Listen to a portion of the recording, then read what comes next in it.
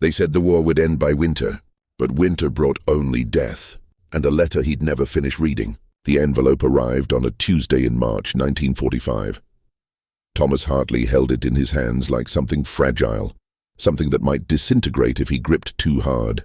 The postmark was faded, smudged by water or time or both. Bastogne, Belgium, December 1944. 16 months late. He stood in the hallway of his mother's house in Philadelphia, surrounded by the ordinary sounds of peacetime, a neighbor's radio playing swing music, children laughing in the street, a car backfiring somewhere distant. The war was over. Everyone said so. The ticker tape had fallen in Times Square, the boys had come home, the factories had stopped making bombers and started making automobiles again. Everyone said the war was over. Thomas set the letter on the hall table and walked to the kitchen. Poured himself water from the tap, drank it slowly. Through the window, he could see his mother's victory garden, now growing tomatoes instead of cabbage. Normal things, peaceful things. He returned to the letter. The handwriting was hers, Catherine's. He recognized the slant of it, the way she dotted her I's with small, careful circles. His hands trembled as he slid his finger under the seal. The paper inside was thin, the kind the Red Cross distributed to volunteers. It smelled faintly of lavender and something else. Smoke, maybe. Or snow. He unfolded it. My dearest Thomas. That was as far as he got before the room tilted. He sat down hard on the stairs, the letter clutched against his chest. 16 months. The Battle of the Bulge had ended in January 1945. The Germans had pushed through the Ardennes that December, desperate and dying, throwing everything they had left into one last offensive. Bastogne had been surrounded, cut off. The 101st Airborne had held it somehow, through snow and shelling and starvation. Catherine had been there. She'd volunteered with the Red Cross in October 1944 after her brother died at Hurtgen Forest. Thomas had tried to stop her. They'd fought about it the night before she left, standing on the platform at 30th Street Station while steam hissed around their ankles and soldiers pushed past with duffel bags and hollow eyes. You don't have to do this, he'd said. Yes, she'd answered. I do. That was Catherine. Once she decided something, there was no changing her mind. Not when she decided to study nursing despite her father's objections. Not when she decided she loved Thomas, even though he was just a photographer for the Philadelphia Inquirer, not the lawyer or doctor her parents had wanted. And not when she decided to go to Belgium, to do something that mattered, even if it meant leaving him behind. He'd watched her board the train, watched her wave from the window, her red hair catching the light, her smile bright and brave and false. Then she was gone. And he was standing alone on the platform with a cold wind blowing and the taste of goodbye still on his lips. She'd written to him. At first the letters came regularly, once a week, sometimes twice. She told him about England, about the hospitals there, about the boys with missing limbs and shattered minds. She told him about crossing the Channel after D-Day, about the hedgerows of Normandy and the smell of apple orchards mixed with death. She told him she missed him, that she loved him, that when the war ended they'd have the rest of their lives. Then the letters stopped. November passed. December. Thomas called the Red Cross office in Philadelphia, gave them Catherine's name and assignment number. They said they'd look into it, said not to worry, said communications were difficult, that mail took time, that probably everything was fine. January came. He called again. This time the woman's voice was different, careful. She asked him to come to the office in person. He took the trolley downtown on a day when the sky was the color of old pewter. The Red Cross office was on Walnut Street, in a building that had once been a bank. Inside it was warm and bright, and decorated with posters showing smiling nurses and the slogan, "Join us in service." A woman named Mrs. Pemberton met him in a small room with 2 chairs and a desk. "Mr. Hartley," she'd said, "I'm afraid there's been an incident." Incident. Such a careful word, such a small word for something so large. The 67th Evacuation Hospital near Bastogne had taken a direct hit on December 23, 1944. German artillery. 17 nurses killed, 34 wounded. Catherine Murray was listed among the dead. Thomas had sat in that chair, in that warm, bright room, and felt his entire world compress into a single point of impossible pain. Mrs. Pemberton kept talking, something about valor, about sacrifice, about the debt the nation owed to women like Catherine. But her words were distant, underwater, meaningless. They gave him her personal effects 3 weeks later.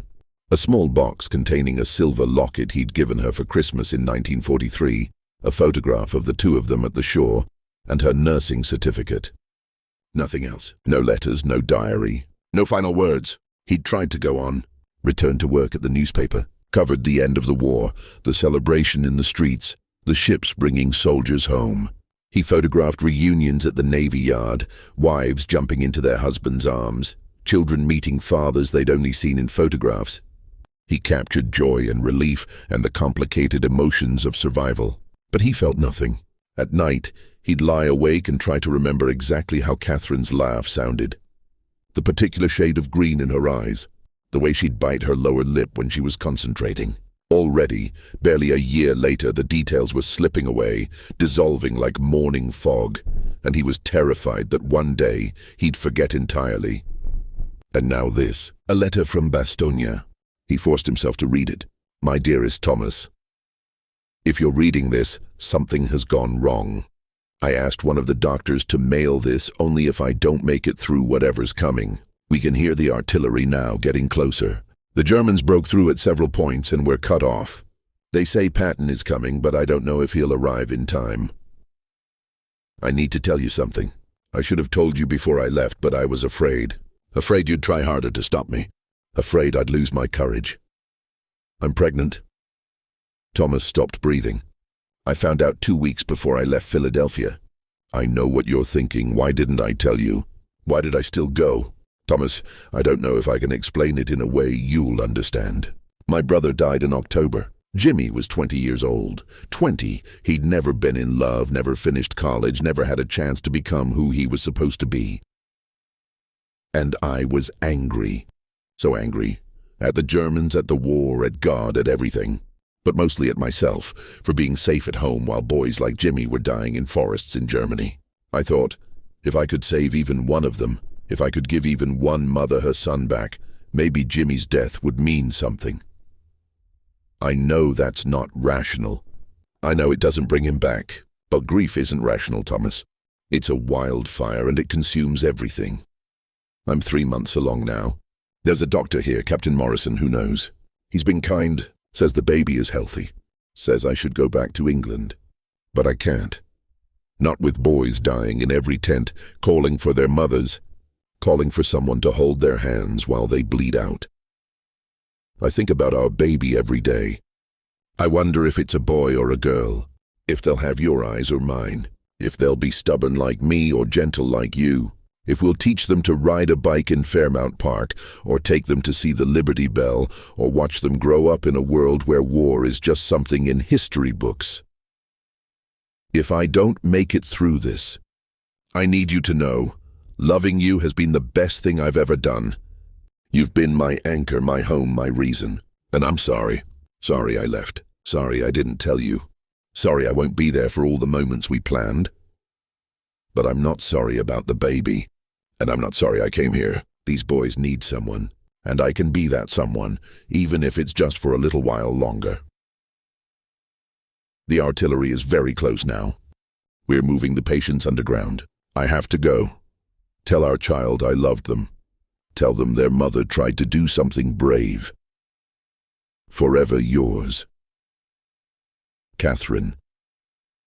Thomas sat on the stairs with the letter in his hands and felt something inside him break open. Not the clean break of death. He'd already survived that.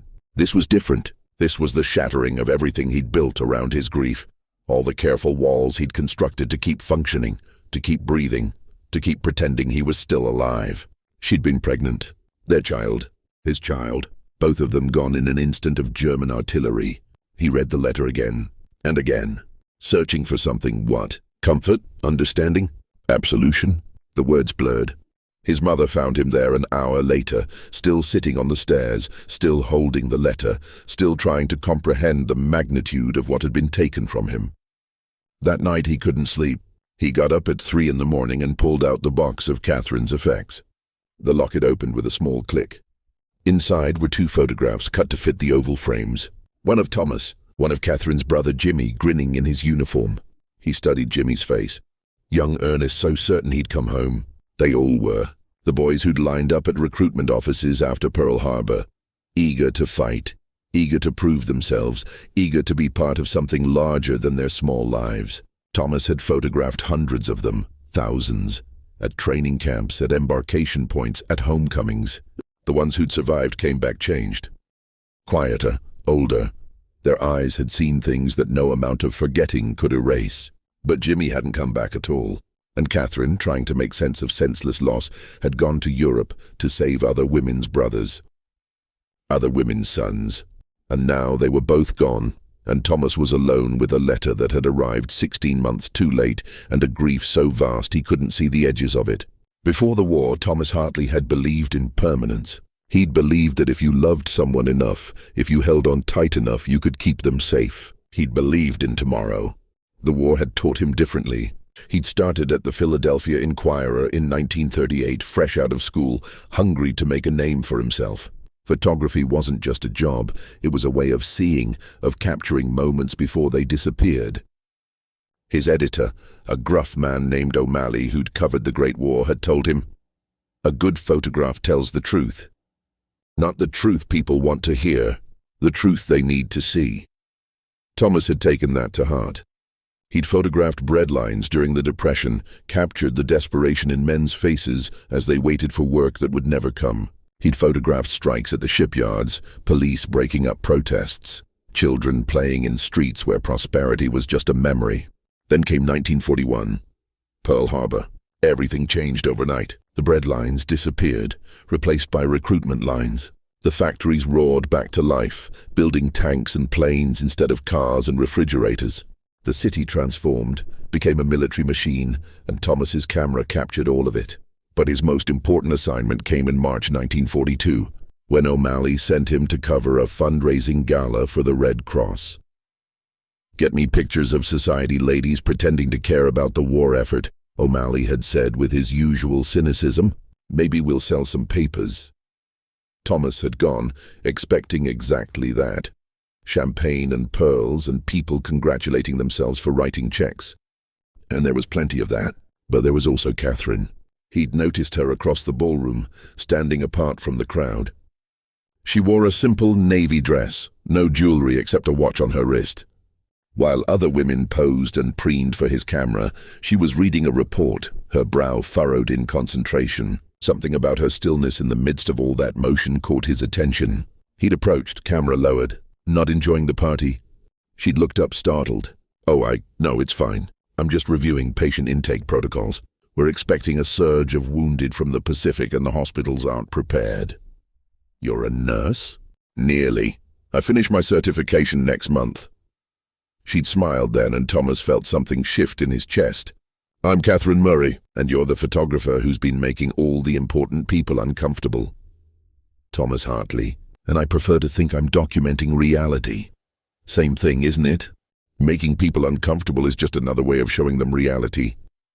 They'd talked for an hour, about nursing, about photography, about the war and what it meant, and whether anything they did mattered in the face of such enormity.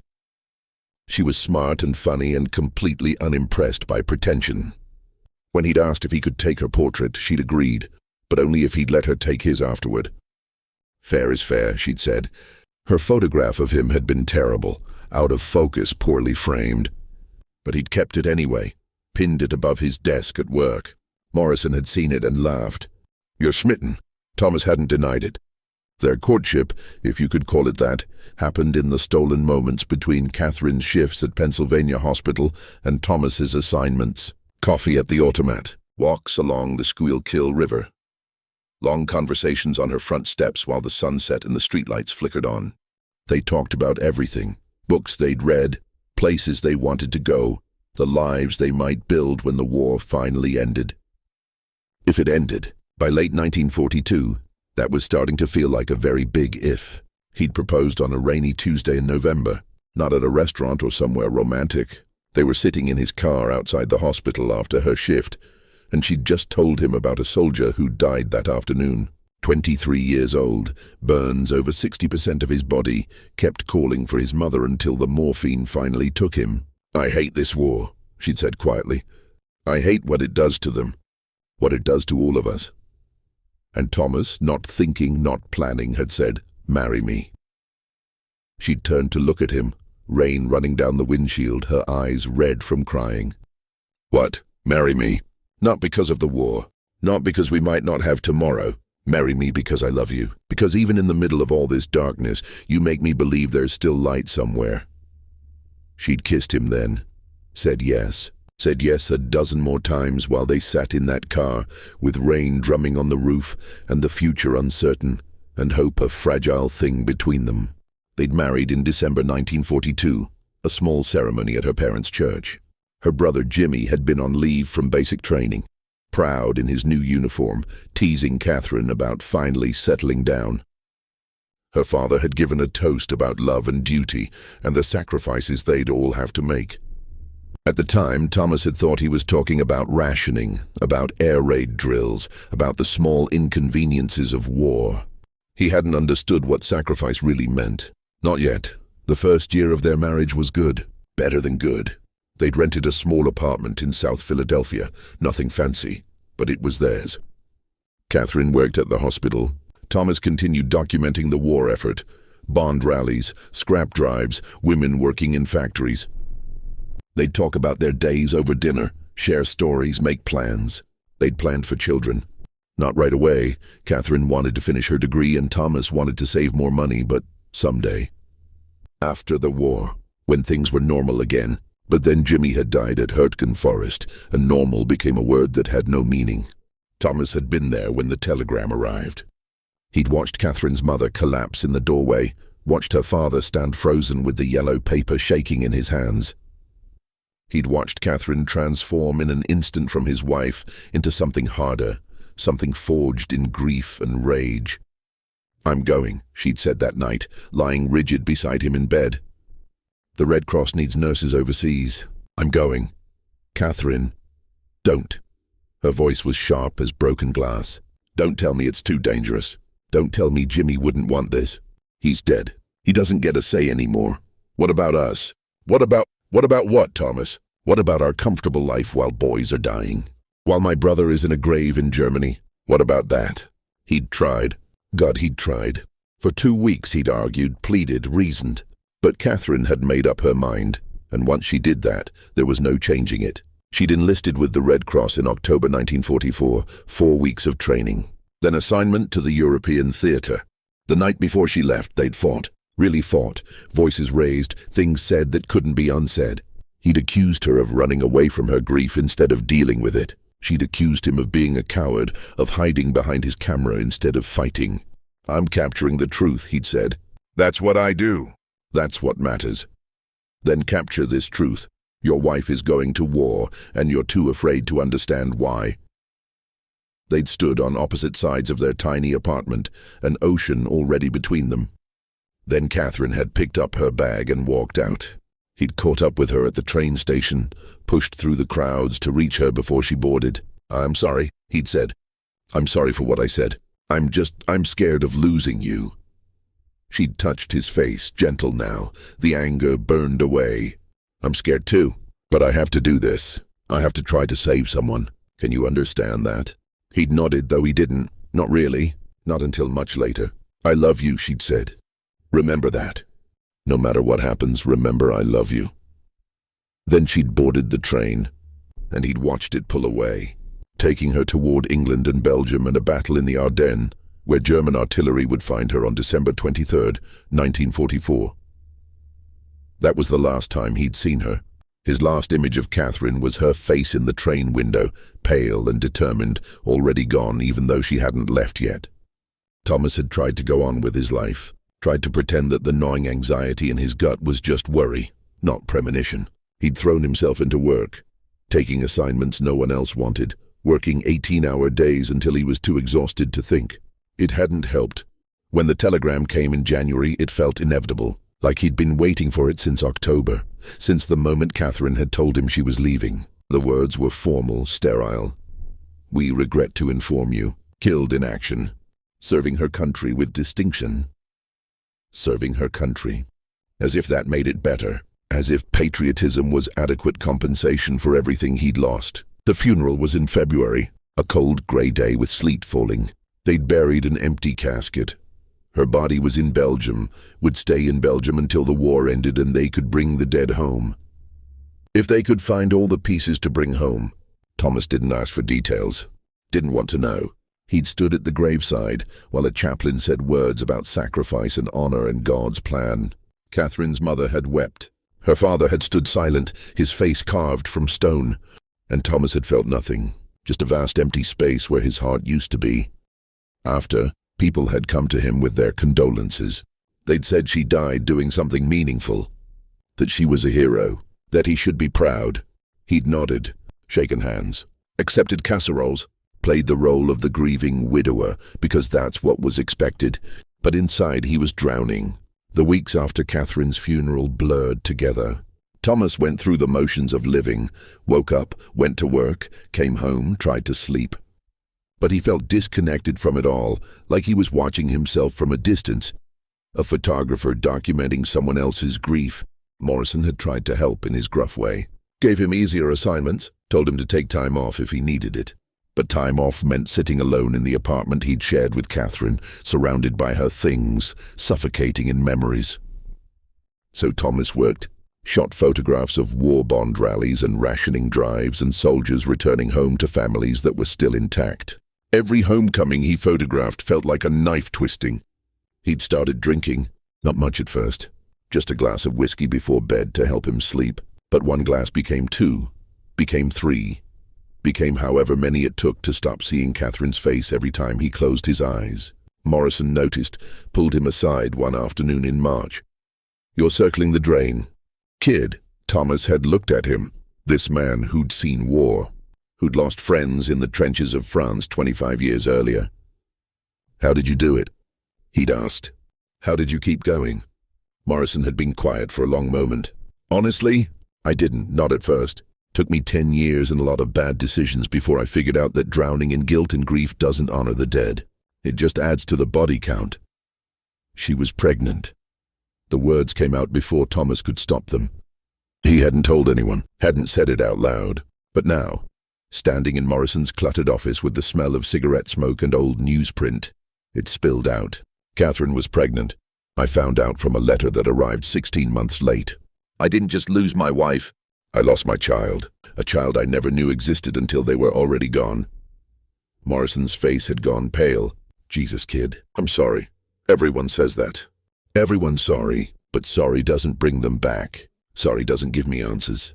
Sorry doesn't tell me why she didn't tell me before she left, why she went to Belgium knowing she was carrying our baby, why—" His voice broke. He turned away, ashamed of the tears he couldn't control. "Maybe," Morrison said carefully. "She didn't tell you because she knew you'd stop her. And maybe she went because she needed to believe her brother's death meant something. Grief makes people do things that don't make sense to anyone else. Trust me, I know." Thomas had wanted to argue, wanted to say that Catherine was rational, that she wouldn't have risked their baby for some abstract notion of meaning. But even as he thought it, he knew it wasn't true. Catherine had always been driven by something deeper than logic. A fierce need to matter, to make a difference, to stand between death and someone else's brother. He'd loved that about her, and now he hated it. "Take a week," Morrison said. "Go somewhere, clear your head, then come back, and we'll figure out how to get you through this." But there was nowhere to go, nowhere that didn't have memories. So Thomas stayed in Philadelphia and tried to survive each day without falling apart completely. The letter from Bastogne changed everything. After the first shock wore off, after the initial wave of grief and rage and impossible loss, Thomas felt something else. A need to understand. To piece together Catherine's final months, to see what she'd seen, to walk where she'd walked. The letter had given him a glimpse, but it wasn't enough. He needed more. He started at the Red Cross office. Mrs. Pemberton, the same woman who'd told him about Catherine's death, met with him again. This time he came prepared with questions. "I need to know everything," he said. Where she was stationed, who she worked with, what happened that day in December. Mrs. Pemberton had hesitated. "Mr. Hartley, sometimes it's better not to—" "It's not better," I need to know, please. She'd sighed, then pulled out a file. Catherine's file. It was thin, shockingly thin for a life that had been so full. Assignment records, a handful of commendations, a list of the wounded she'd treated, and a note from Captain Daniel Morrison, the same doctor Catherine had mentioned in her letter. He'd written a brief account of the attack on December 23rd. German artillery had struck at 0340 hours. Direct hit on the surgical tent. 17 dead, including 6 nurses. Catherine had been trying to evacuate a patient when the shell hit. She died instantly. That's what Captain Morrison wrote. Instant death. As if that was supposed to be comforting. Thomas copied down Morrison's information. He was stationed now at Walter Reed Hospital in Washington, D.C. Thomas took the train down the next week, showed up unannounced at the hospital, and asked to speak with him. Captain Morrison, now Colonel Morrison, promoted after the war, met him in a small office that smelled of antiseptic and coffee. He was in his 40s, prematurely gray, with the exhausted look of a man who'd seen too much death. Mr. Hartley, he stood, offered his hand. I wondered if you'd come looking for me. You knew about the baby. It wasn't a question. Yes, Catherine told me in November. I advised her to return to England, to request reassignment to a rear area hospital. She refused. Why? Morrison sat down heavily. Because she was Catherine Murray, and once she decided something, that was that. She was one of the best nurses I've ever worked with. Fearless, compassionate, absolutely infuriating. A ghost of a smile. The men loved her. She had a way of making them feel like they mattered.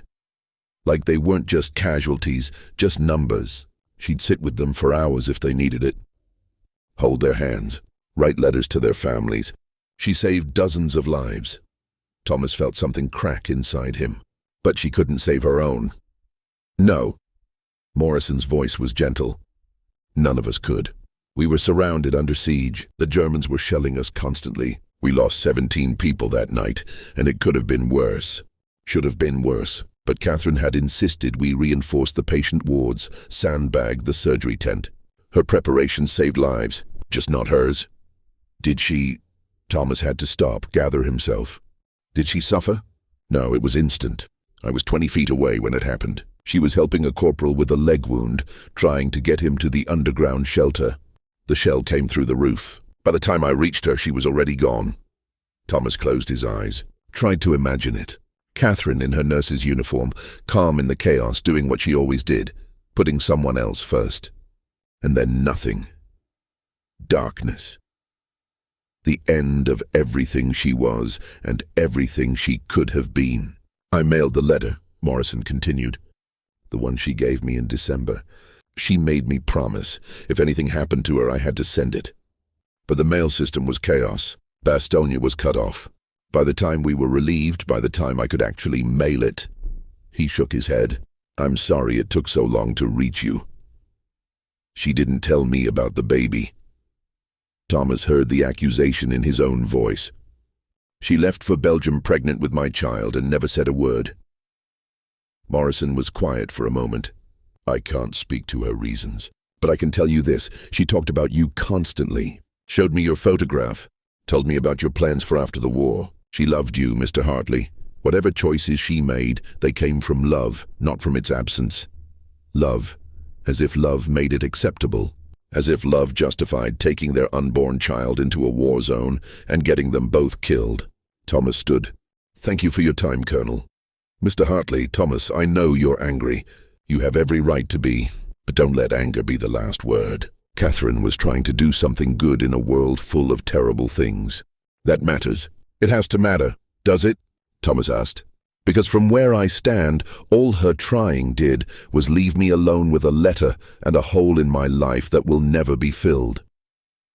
He'd left Walter Reed and taken the train back to Philadelphia. Sat in his seat watching the countryside roll past and felt nothing but emptiness. That night, alone in his apartment, Thomas pulled out every photograph he had of Catherine.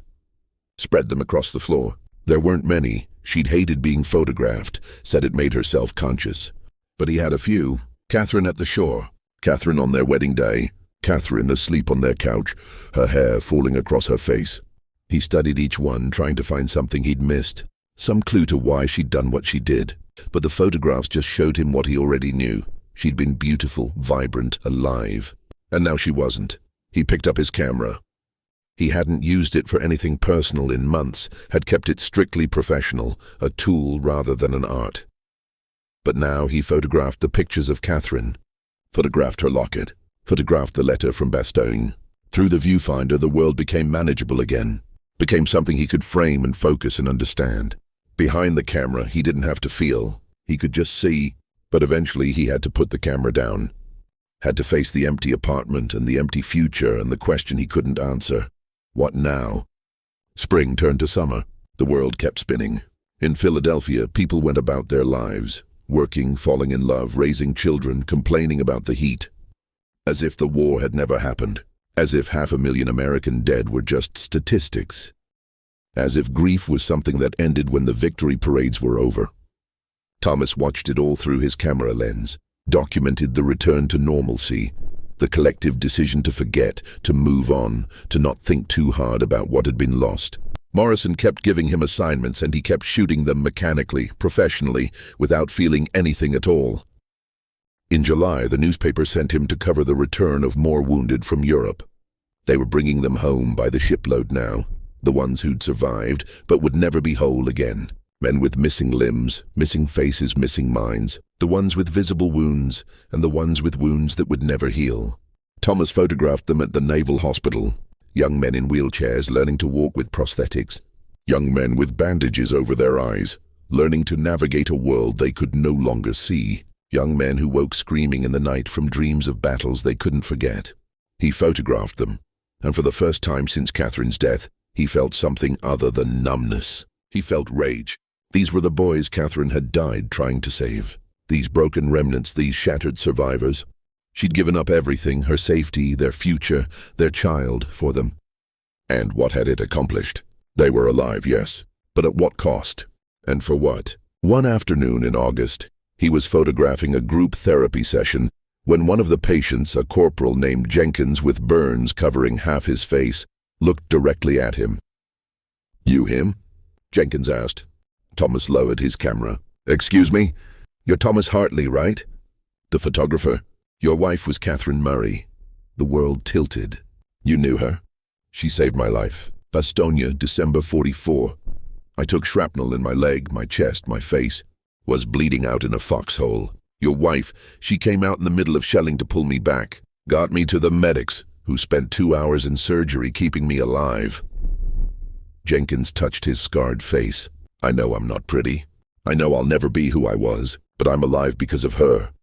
Thomas couldn't speak. "She talked about you," Jenkins continued. "Said you were a photographer, that you saw the truth in things. Said when the war was over, you two were going to have a whole house full of kids and grow old together." His voice cracked. "I'm sorry she didn't make it. She was one of the good ones." After Jenkins left, Thomas sat alone in the hospital corridor and cried for the first time since the funeral. Not quiet, dignified tears. Huge, racking sobs that came from somewhere deep inside, somewhere he'd kept locked and barricaded. A nurse tried to comfort him, but he waved her away. He needed this. Needed to break down completely so maybe, somehow, he could start to rebuild. That night, he went back to the apartment and read Catherine's letter again. Read it slowly, carefully, not looking for answers anymore, but just listening to her voice.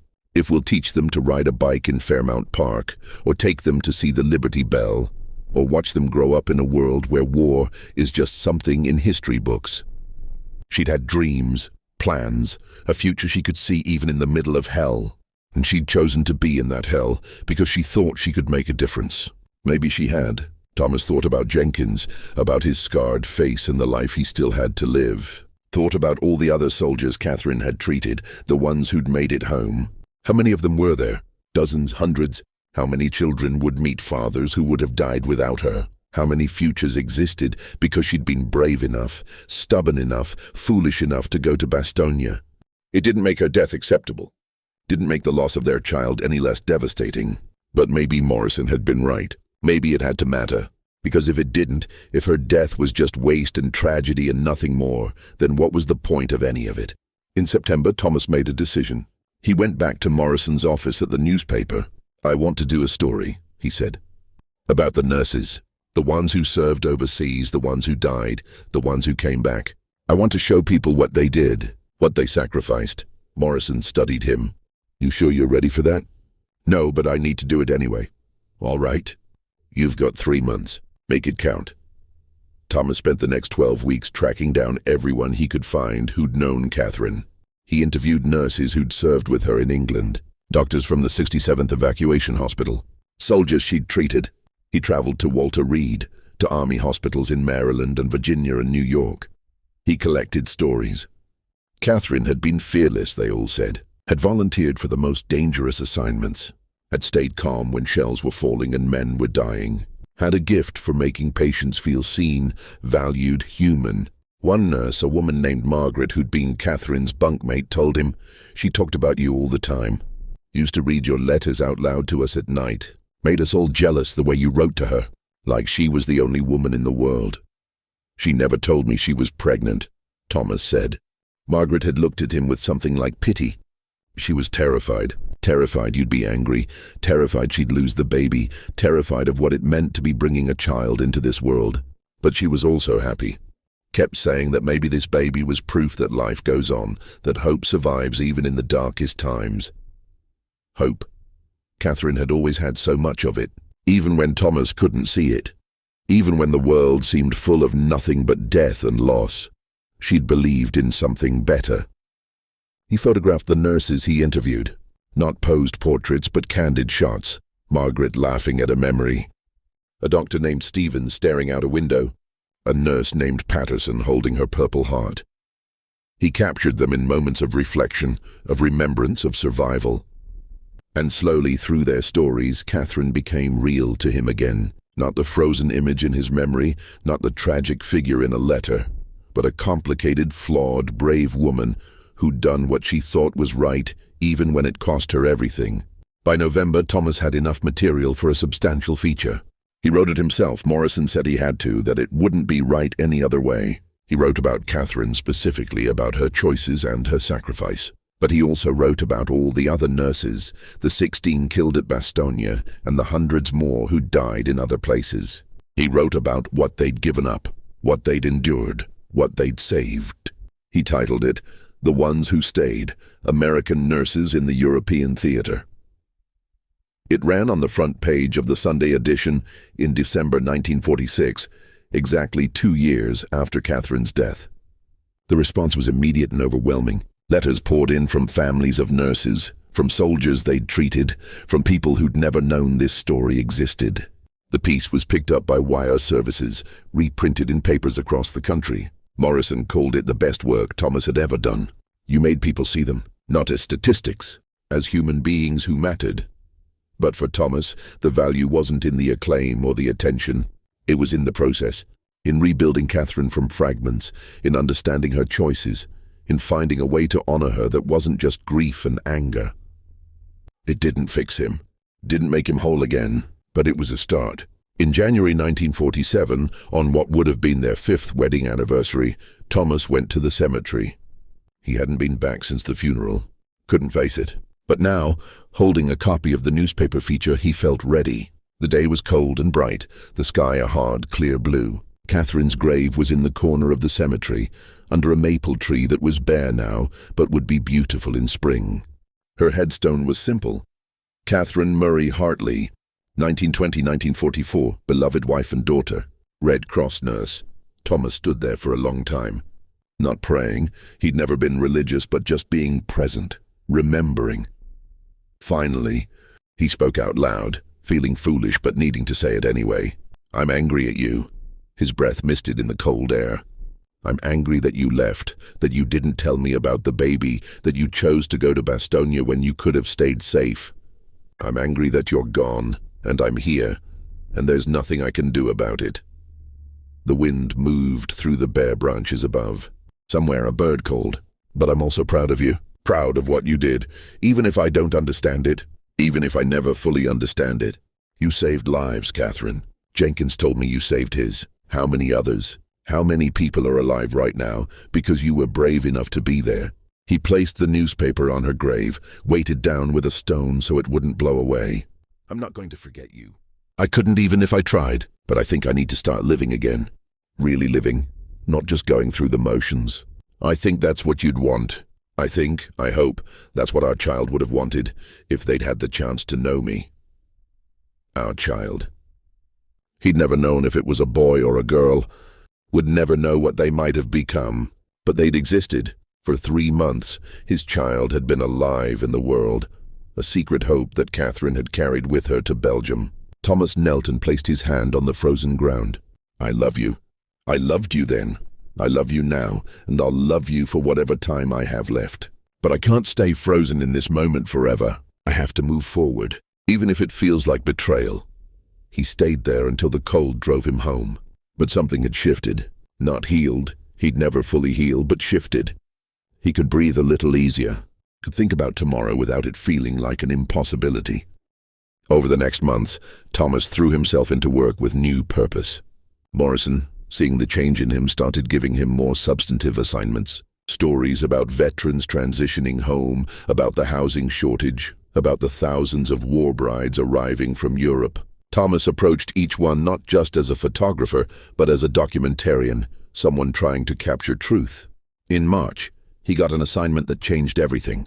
Photograph the arrival of war dead at the port in Philadelphia. They were bringing home the fallen now, the ones who'd been temporarily buried in Europe. Thousands of them returned to American soil in flag-draped coffins. Thomas almost turned it down, but something made him accept. The day was grey and somber. Families stood on the dock, waiting to claim their dead. Mothers, fathers, wives, children. An army chaplain moved among them, offering comfort that probably meant nothing.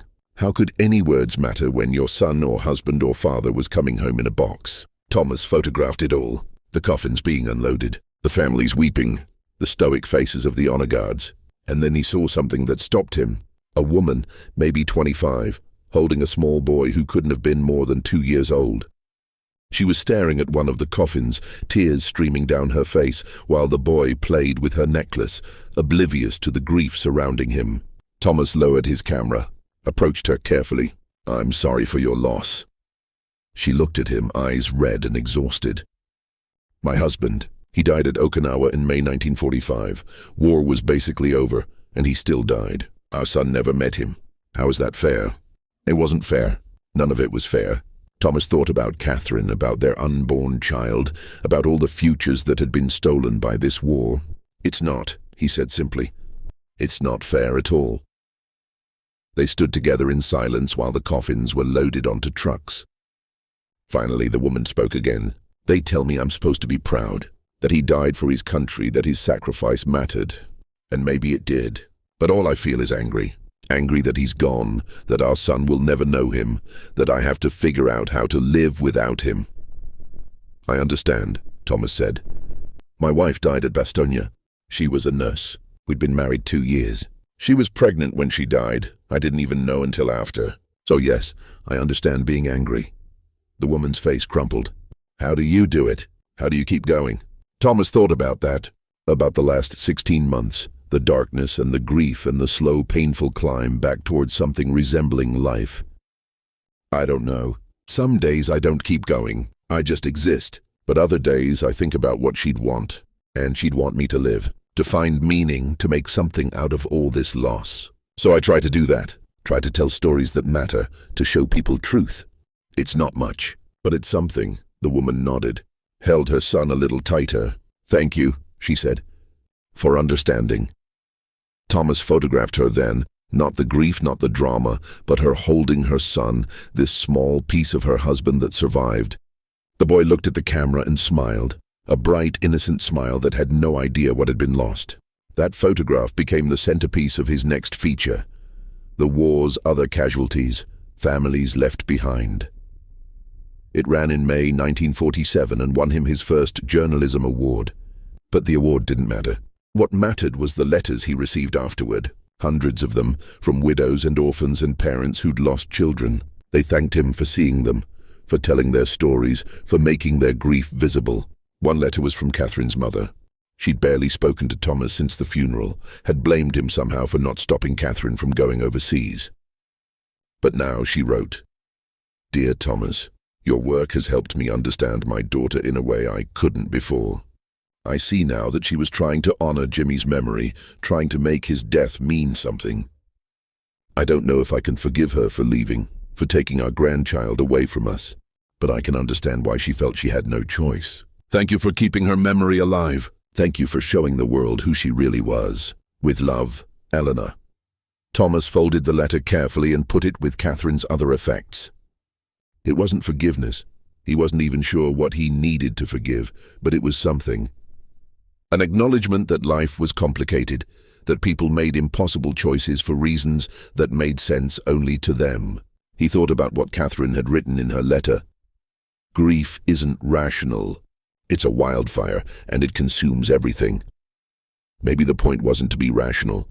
Maybe the point was just to survive the fire and see what grew in the ashes. By 1948, Thomas's work had gained national recognition.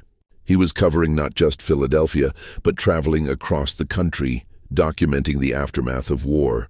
Veterans dealing with trauma, women who'd lost husbands, children growing up without fathers.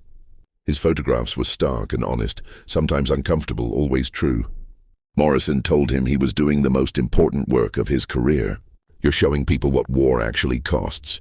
Not just in lives lost, but in the lives that continue afterward, changed forever. But Thomas knew the truth. He wasn't just documenting others' grief. He was processing his own. Every veteran he photographed, every widow he interviewed, every child he captured on film, they were all reflections of his own loss. He was trying to understand how people survived impossible pain, trying to find a roadmap for his own survival. In April, he received an assignment that initially seemed routine. Photograph the dedication of a new memorial in Washington, D.C., honoring nurses who died in service during the war. But when he arrived and saw the memorial itself, something cracked open inside him. It was simple. A bronze statue of a nurse cradling a wounded soldier with plaques listing the names of the dead. There were hundreds of names. Catherine's was among them.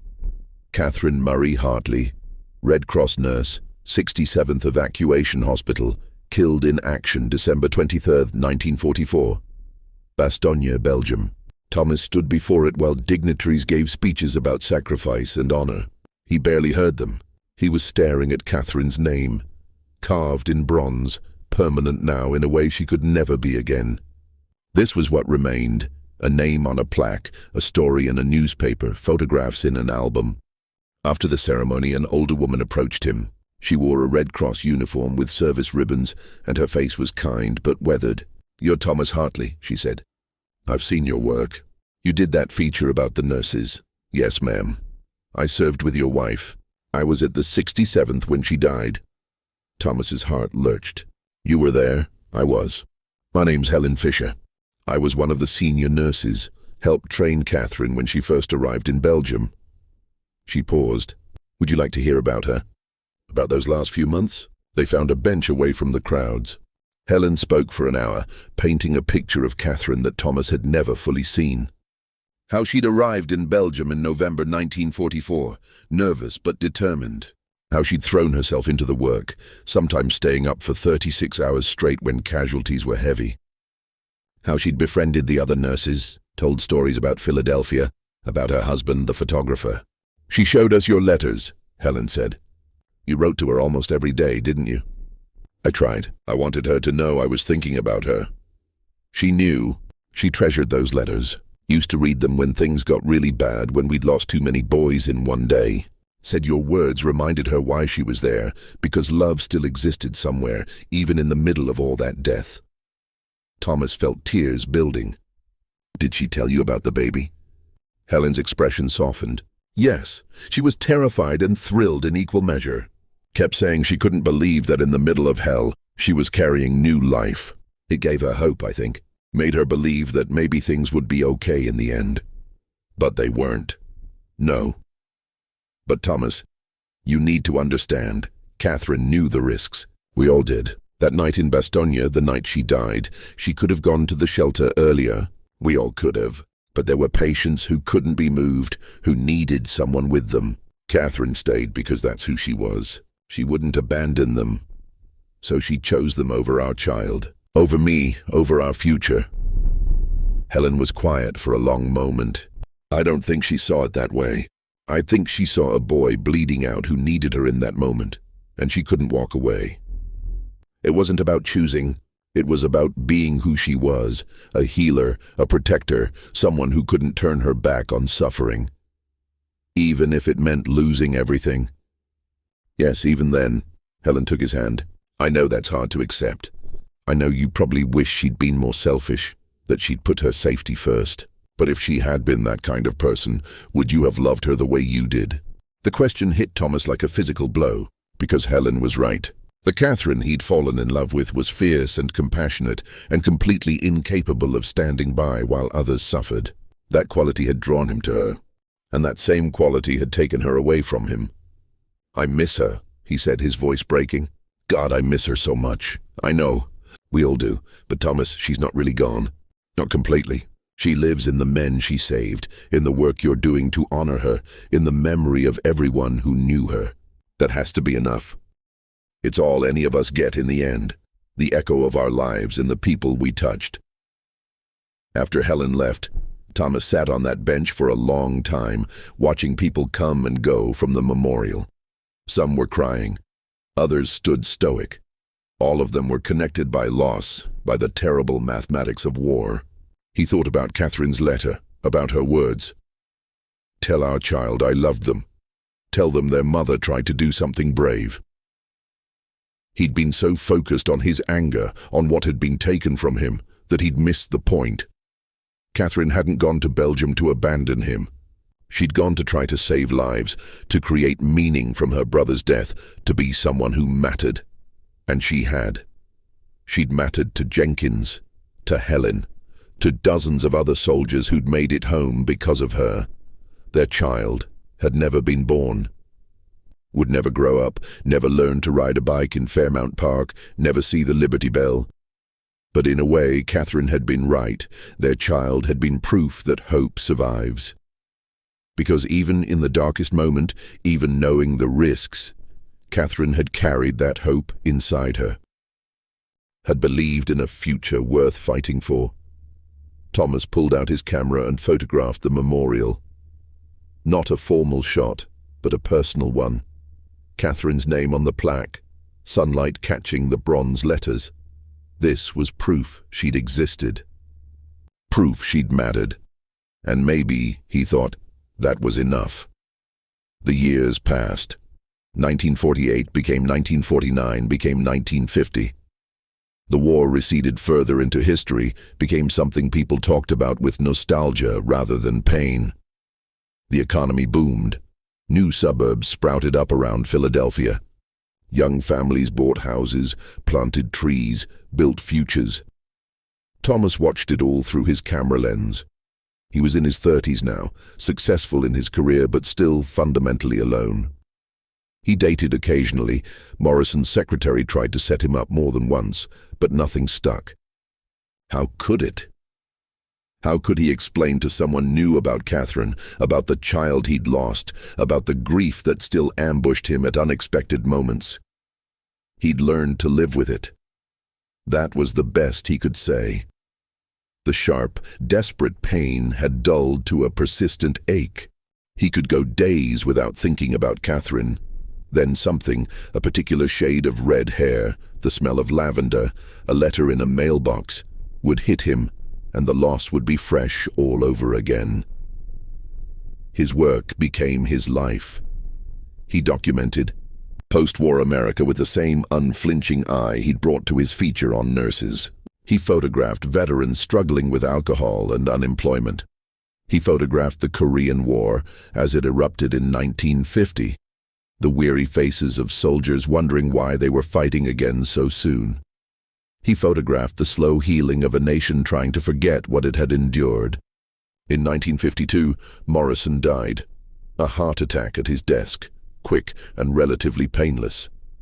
Thomas gave the eulogy at his funeral, talked about how Morrison had saved him after Catherine's death, had given him purpose when he had none. He meant every word.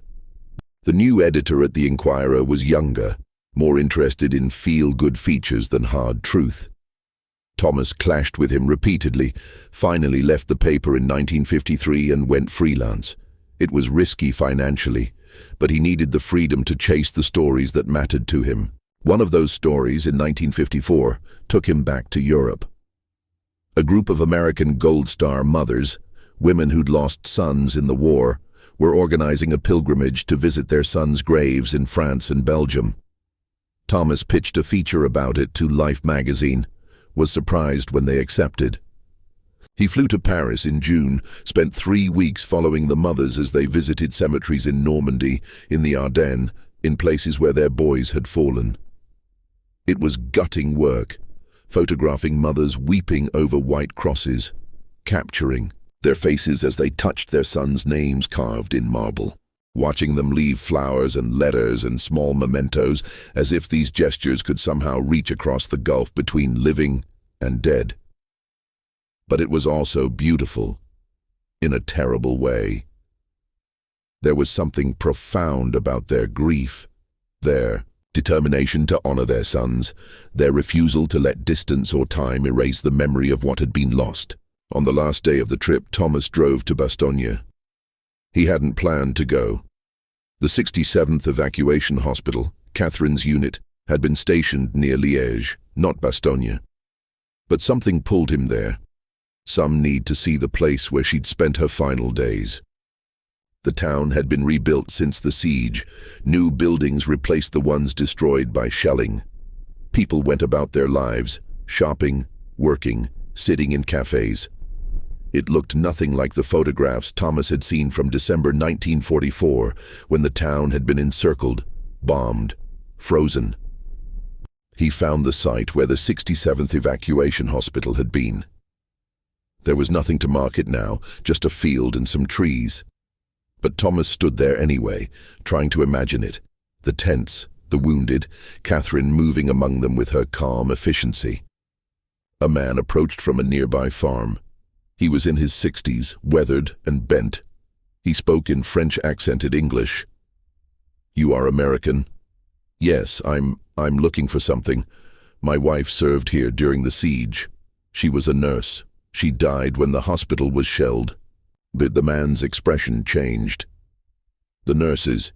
Yes, I remember. They saved my son.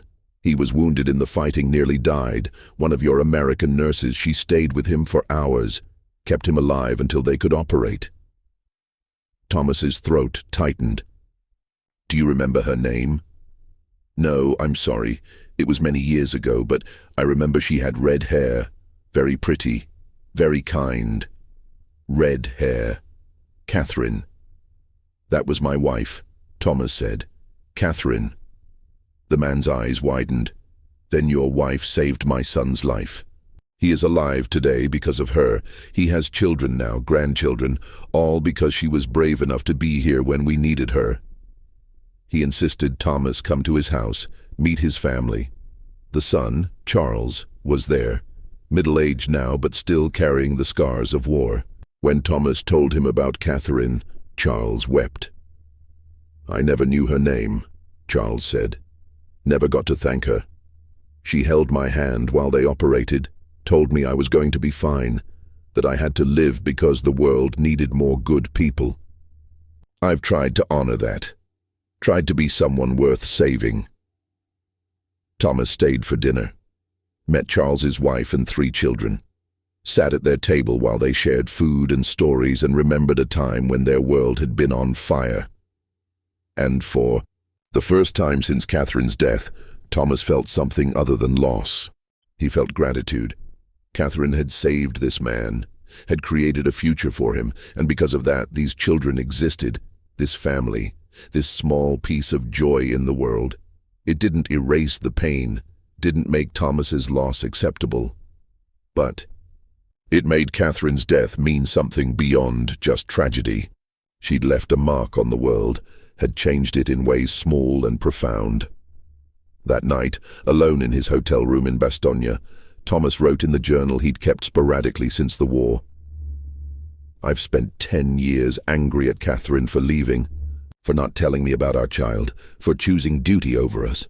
But maybe I've been asking the wrong question.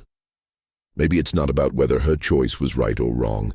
Maybe it's about understanding that she made the only choice she could live with. And maybe my job now is not to justify it or forgive it, but simply to honor it. She saved lives. Our child never got to be born, but Catherine's actions created futures for others. That has to mean something. It has to be enough. He thought about the child they'd never had, wondered what they would have been like. Would they have had Catherine's red hair, her fierce determination? Would they have understood why their mother had done what she did? Thomas would never know. But he could carry their memory forward, could tell Catherine's story, could show the world what she'd sacrificed and why it mattered. That was something. That was enough. Thomas returned from Europe changed, not healed. He was beginning to understand that healing was something that happened in small increments, never completely, but different. More at peace with the past, more willing to imagine a future. The Life magazine feature on the Gold Star mothers ran in September 1954 and won praise for its sensitivity and emotional depth. Thomas's photographs captured not just grief, but love. Not just loss, but memory. Not just endings, but the persistence of connection across time and death. Letters poured in, many from mothers who'd lost sons, thanking him for honoring their pain. But others from veterans, from nurses who'd served, from families touched by war. One letter particularly moved him. Dear Mr. Hartley, I am the widow of Corporal David Jenkins, whom you met at the Naval Hospital in 1946. David passed away last year from complications related to his injuries, but he lived 8 years after the war ended. 8 years when he married me, when we had 2 children, when he got to be a father and a husband and a man, not just a casualty. Your wife gave him those years. She gave my children their father. I wanted you to know that her sacrifice mattered, that it continues to matter every day in the lives she saved. With deepest gratitude, Mary Jenkins. Thomas folded the letter carefully and added it to the box of Catherine's effects that he still kept. It had grown over the years, letters from people she'd saved, photographs, newspaper clippings, a small archive of a life that had been too short but had somehow reached across time to touch people she'd never met. In 1955, Thomas met someone. Her name was Elizabeth Parker, and she was a librarian at the Free Library of Philadelphia. He'd gone there researching a story about literacy programs, and she'd helped him find sources. She was quiet, thoughtful, with dark hair and gray eyes, and a gentleness that reminded him of nothing and no one. That was important. Thomas had learned he couldn't be with someone who reminded him of Catherine. The comparison would be unfair to everyone involved. They started talking. Coffee turned into dinner, turned into long walks along the Schuylkill River. Elizabeth knew about Catherine from the articles Thomas had written. She didn't try to replace her, didn't try to make him forget. She just accepted that Catherine would always be part of his life, a ghost he carried with him. I don't mind ghosts, she said once, walking beside him on a cool October evening. Everyone has them. The people we've loved, the lives we didn't live. They're part of who we are. Even if the ghost is a wife and a child I never got to know. Especially then. She stopped, looked at him directly. Thomas, I'm not asking you to forget them. I'm not asking you to stop loving them. I'm just asking if there might be room in your life for something new. Not a replacement, just something different. He thought about that, about whether it was possible to hold on to the past and still move forward. About whether Catherine would have wanted him to spend his whole life mourning, or whether she'd have wanted him to find happiness again. He remembered what she'd written in her letter. Loving you has been the best thing I've ever done. If loving him had made her happy, wouldn't she want the same for him? Wouldn't she want him to find someone to share his life with, to build the future they'd planned, even if it looked different now? Yes, he said finally. I think there's room. They married in the spring of 1956, a small ceremony with just family and close friends. Thomas wore the same suit he'd worn when he married Catherine. Elizabeth knew and didn't mind. She understood that honoring the past didn't diminish the present. Their marriage was different from what Thomas had with Catherine. Quieter, less passionate maybe, but deeper in some ways. Elizabeth understood his silences, his occasional withdrawn moods when grief ambushed him. She gave him space when he needed it and presence when he didn't. In 1957, Elizabeth became pregnant. Thomas was terrified. All the old wounds reopened. Catherine's pregnancy that he'd never known about until it was too late. The child he'd lost before they even existed. He had nightmares about Elizabeth dying in childbirth, about history repeating itself in cruel cycles. But Elizabeth was calm, practical. The war is over, she'd remind him gently. I'm not in Belgium. I'm here in Philadelphia, with good doctors and modern hospitals. Nothing is going to happen to me. She was right. In the spring of 1957, their daughter was born. They named her Catherine Eleanor. Catherine for Thomas's first wife, Eleanor for Catherine's mother. It felt right. This bridge between past and present, this way of carrying memory forward. Holding his daughter for the first time, Thomas felt a complicated rush of emotions. Joy, of course. Relief that Elizabeth and the baby were healthy, but also grief. Sharp and fresh, for the child he'd never held. The son or daughter who'd died with Catherine in Bastogne. Elizabeth, seeing his tears, understood without him having to explain. She would be happy for you, she said. Catherine, she'd want you to have this. Thomas nodded, unable to speak. He thought about Catherine's letter, about how she'd imagined teaching their child to ride a bike in Fairmount Park. Now he'd get to do that. Not with the child Catherine had carried, but with this new life, this new beginning. It didn't erase the past, but maybe that was the point. Maybe the past wasn't meant to be erased, just carried forward, integrated into who you became. The years passed. Catherine Eleanor grew from infant to toddler to child. She had Thomas's dark hair and Elizabeth's grey eyes and a fierce curiosity about everything. Thomas photographed her constantly. First steps, first words, first day of school. Documented her childhood the way he'd once documented the war, though now the subject was joy rather than loss. He continued his work, still traveling for assignments, though less frequently now that he had a family. He covered the civil rights movement in the South, photographed the space program, documented the changing face of American life in the 1960s. But he also found time for smaller projects. In 1960, he compiled all his photographs and writings about Catherine into a book. Letters from the Front, American Nurses in World War II. It included Catherine's story, but also dozens of others.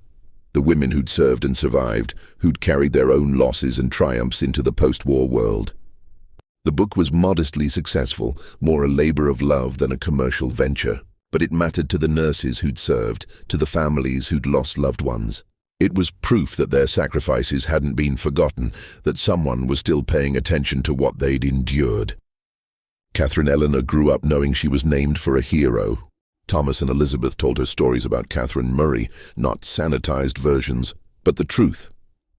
About her determination, her compassion, her choice to go to Belgium even when it meant leaving safety behind. Was she brave? Catherine Eleanor asked once at age 8. Thomas thought about that, about what bravery really meant. Yes, but she was also scared. Bravery isn't not being afraid. It's being afraid and doing what needs to be done anyway. Like when I'm scared of the dark, but I still go upstairs alone. He smiled. Exactly like that. In 1964, on the 20th anniversary of Catherine's death, Thomas returned to Bastogne. He brought Elizabeth and Catherine Eleanor with him this time. They visited the cemetery where American dead were buried, found Catherine's name on a memorial wall. Catherine Eleanor, now 6 years old, stood solemnly before it. That's who I'm named after? Yes. Tell me about her. So Thomas did. Told the story he'd told 100 times, but it never got easier. About Catherine's kindness and courage. About the war and the siege of Bastogne. About the artillery shell that ended her life and the child she'd carried who died with her. Catherine Eleanor was quiet for a long moment. Then she asked, if she hadn't gone to Belgium, would I still be here?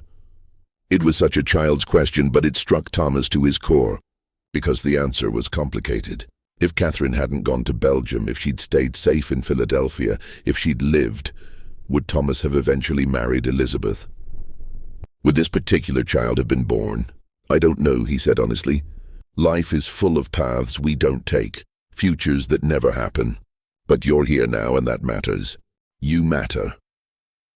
That night, after Catherine Eleanor was asleep in their hotel, Thomas and Elizabeth sat on their balcony overlooking the town.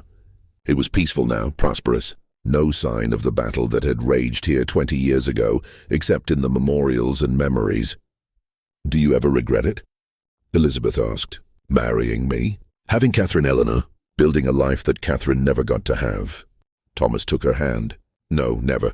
But I won't lie and say I don't feel guilty sometimes. Like I'm living a life that should have been hers. Maybe you're living it for both of you. Maybe that's how we honor the dead, by making sure the future they fought for actually happens. He thought about that. About Catherine's letter. About her hope that their child would grow up in a world where war was just history. That world hadn't come to pass. There'd been Korea. There was Vietnam now. There would probably always be wars. But for Catherine Eleanor, growing up in suburban Philadelphia in the 1960s, the Second World War was just something in textbooks. She'd never known that kind of loss, that kind of fear. Maybe that was enough. Maybe that was the world Catherine had died trying to create. The 1970s brought changes. Thomas turned 60. Catherine Eleanor graduated from high school, went to college, got married, made Thomas a grandfather in 1980.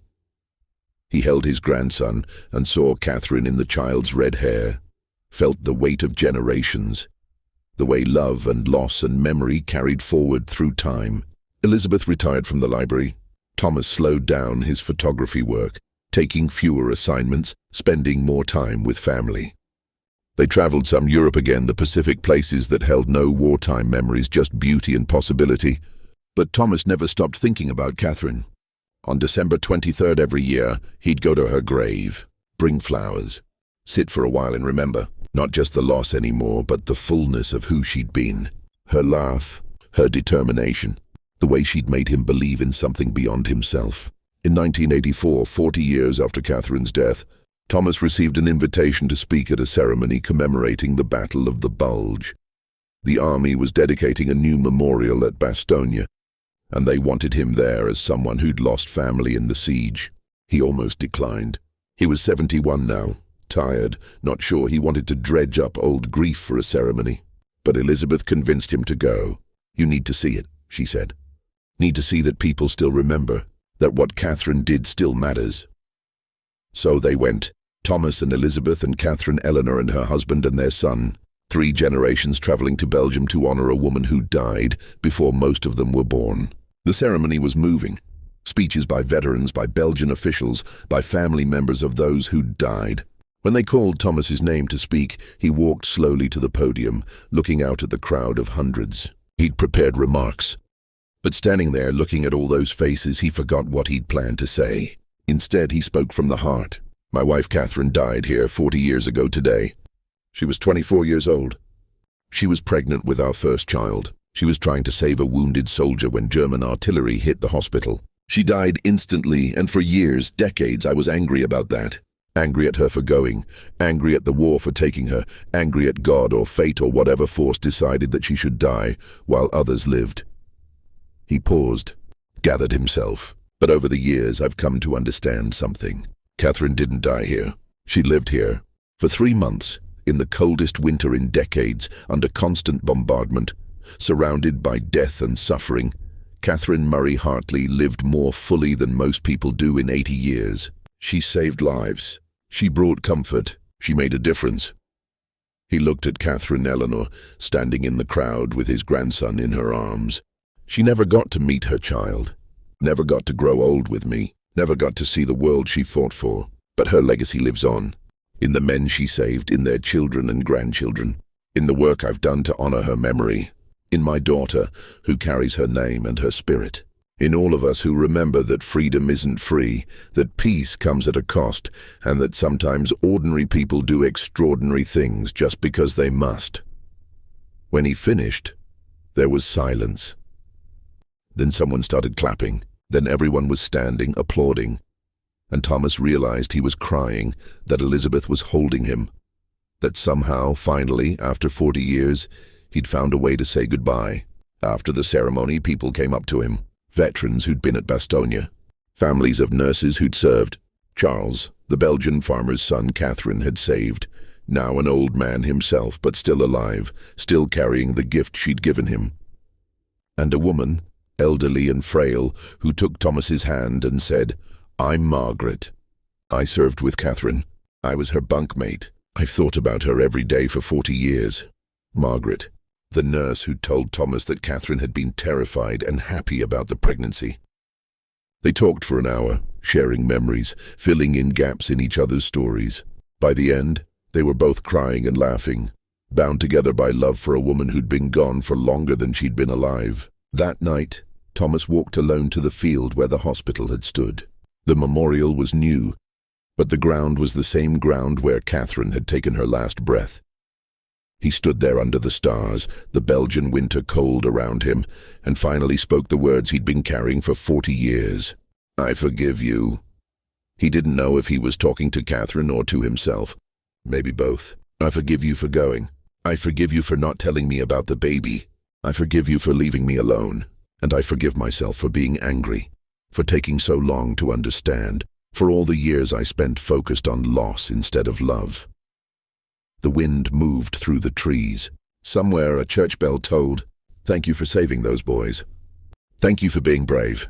Thank you for loving me. Thank you for the time we had. Even though it wasn't enough, it was never going to be enough." He stood there until his legs ached and the cold became too much.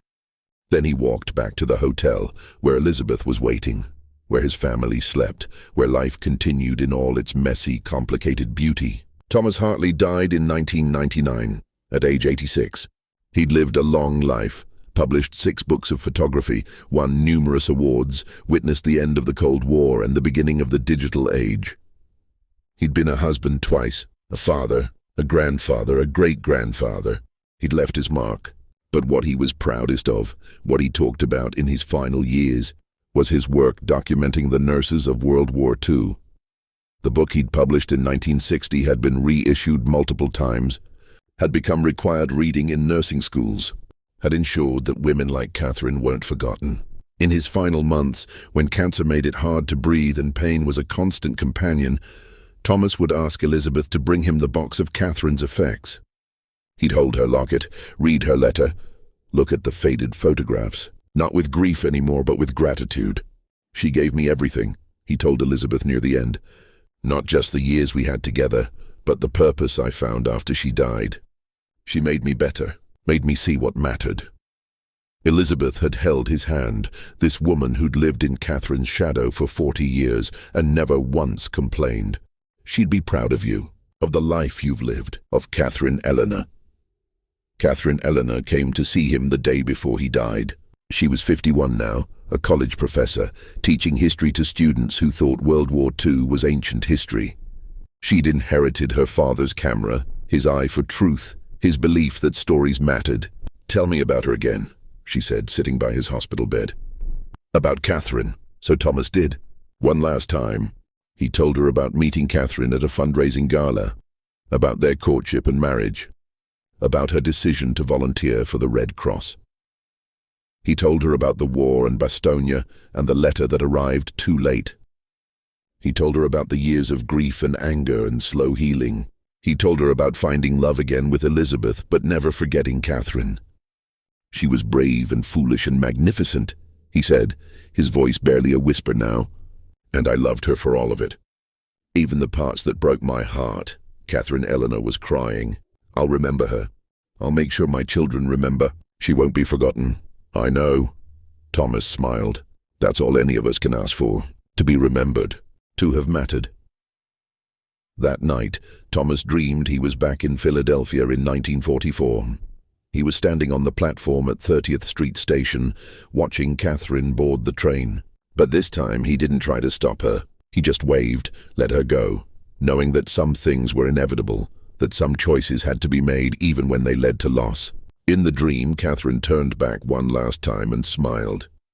Not the false brave smile from memory, but something real and true and complete. Then the train pulled away, and Thomas was alone on the platform. But he wasn't sad, because he understood now what he hadn't then. Catherine's death didn't erase her life. The pain didn't negate the love. Loss and beauty existed together, inseparable, two sides of the same truth. Thomas Hartley died peacefully in his sleep on a Tuesday in March, the same month he'd received Catherine's letter 53 years earlier, the same month they'd married 57 years before that. At his funeral, Catherine Eleanor spoke about both the women her father had loved, about Catherine Murray, who'd died a hero at 24, about Elizabeth Parker, who'd lived to be 80 and who'd given Thomas a second chance at happiness. "My father taught me that love doesn't end with death," she said. "That the people we lose stay with us, shape us, make us who we become. Catherine died before I was born, but she's part of me. In my name, in my father's stories, in the choice I made to be a teacher because I wanted to make a difference the way she did."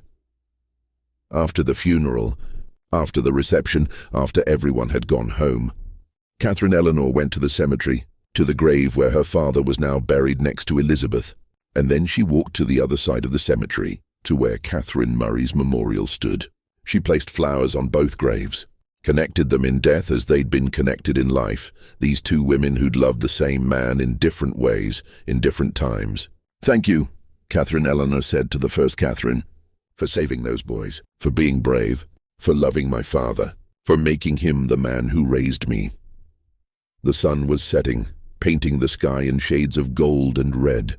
Catherine Eleanor stood there until darkness fell, holding vigil for people she'd never met, but who'd made her existence possible. Then she went home to her own family, carrying forward the legacy of love and loss and memory that Thomas had given her. The story might have ended there, but memory has its own momentum, its own way of reaching across time. In 2004, 60 years after Catherine's death, a young historian named David Morrison was researching his doctoral dissertation on American nurses in World War II. He came across Thomas Hartley's book, became fascinated by Catherine's story, tracked down Catherine Eleanor. She was 66 now, retired from teaching but still sharp, still passionate about history and truth. She met with David in her home in Philadelphia, showed him the archive she'd inherited from her father, letters, photographs, Catherine's effects, Thomas's journals. "Why does this matter?" she asked David. "Why do we need to keep remembering a war that ended before you were born?" David thought about that. Because the war didn't end. Not really. It's still shaping us, the alliances we have, the enemies we make, the way we see ourselves as a nation. And because the people who fought it, who lived through it, who lost everything to it, they deserve to be more than statistics. They deserve to be remembered as individuals who made choices and lived and loved and died. Catherine Eleanor smiled. "You sound like my father." David's dissertation became a book. No Ordinary Women, Red Cross Nurses in the European Theatre. Catherine's story was a central chapter. The book did well, won academic awards, brought renewed attention to the nurses who'd served, and slowly over the next decade something remarkable happened. People who'd been saved by Red Cross nurses during the war, or their children and grandchildren, started coming forward. They wrote letters to David, to Catherine Eleanor, sharing their stories. A man in Ohio whose father had been saved by Catherine at Bastogne, a woman in California whose mother had served with Catherine in England, a Belgian family whose grandfather Catherine had treated. Story after story, connection after connection, all radiating out from one woman's choice to go to war. Catherine Eleanor compiled them all into a website, a living memorial to her namesake. She included Thomas's photographs, excerpts from Catherine's letters, the testimony of people Catherine had saved. It became a gathering place for families touched by the war, a reminder that history wasn't just dates and battles, but individual lives intersecting in moments of crisis and courage. In 2014, 70 years after the Battle of the Bulge, Catherine Eleanor made one last trip to Bastogne. She was 76, moving slowly but determined. She brought her children and grandchildren, including a great-granddaughter named Catherine. 4 generations of women named Catherine, connected by memory to a 5th who died before any of them except the eldest was born. They stood at the memorial where Thomas had spoken 30 years earlier. Catherine Eleanor told her family the story one more time, about Catherine and Thomas, about love and loss, about the ways we carry the past forward. Her great-granddaughter, 15 years old and full of questions, asked, "Do you think she'd be happy?" Catherine, I mean. That we're here, that we remember her. Catherine Eleanor thought about that. About her father, who'd spent 55 years carrying Catherine's memory. About her mother Elizabeth, who'd made space for a ghost in their marriage. About herself, shaped by a woman she'd never met. "Yes," she said. "I think she'd be happy that her life mattered. That the boys she saved lived and had families. That love continued even after death. That's what she wanted, for hope to survive." They stood in silence for a while, these women named Catherine, connected across time by a choice made in 1944. The world had changed so much since then. Wars had been fought and ended. Technology had advanced. The 20th century had given way to the 21st. But some things remained constant. Love. Loss.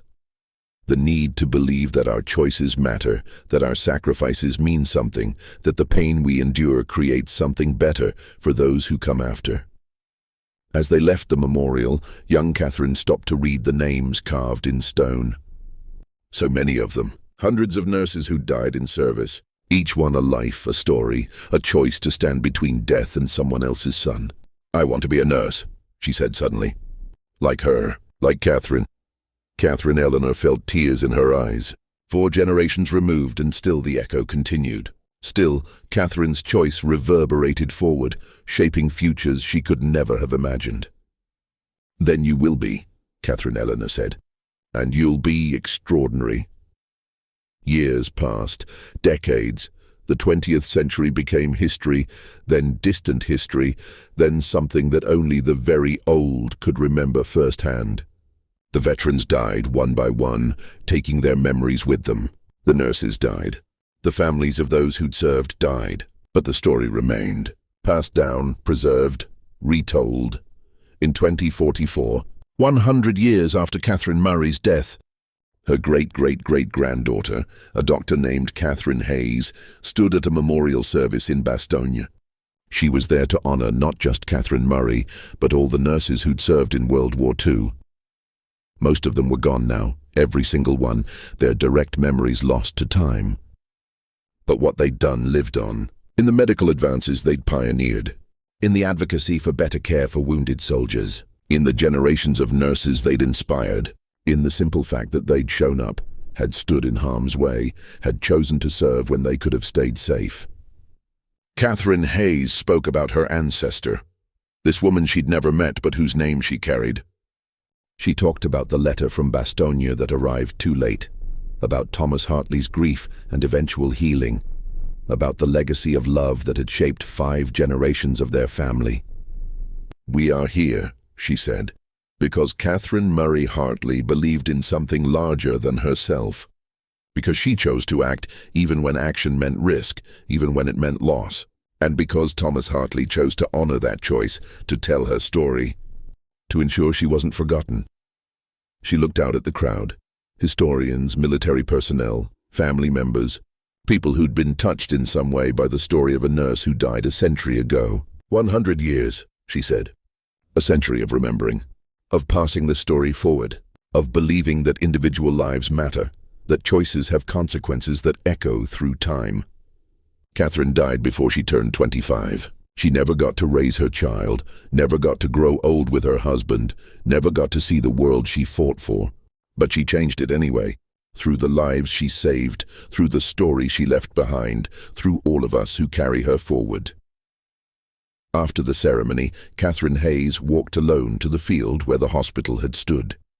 It was developed now, a park with children playing, normal life unfolding on ground that had once been soaked with blood.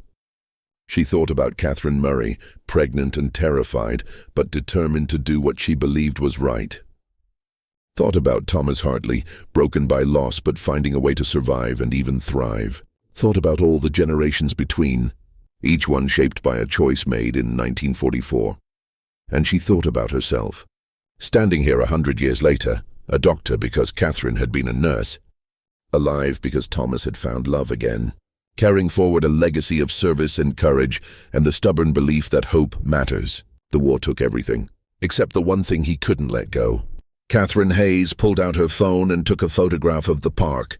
She'd share it with her family, add it to the archive, keep the story alive, because that's what Thomas had taught them all, through his photographs and his writing and his refusal to let Catherine be forgotten. Memory is how we defeat death. Stories are how we carry love forward. Some wars end on paper.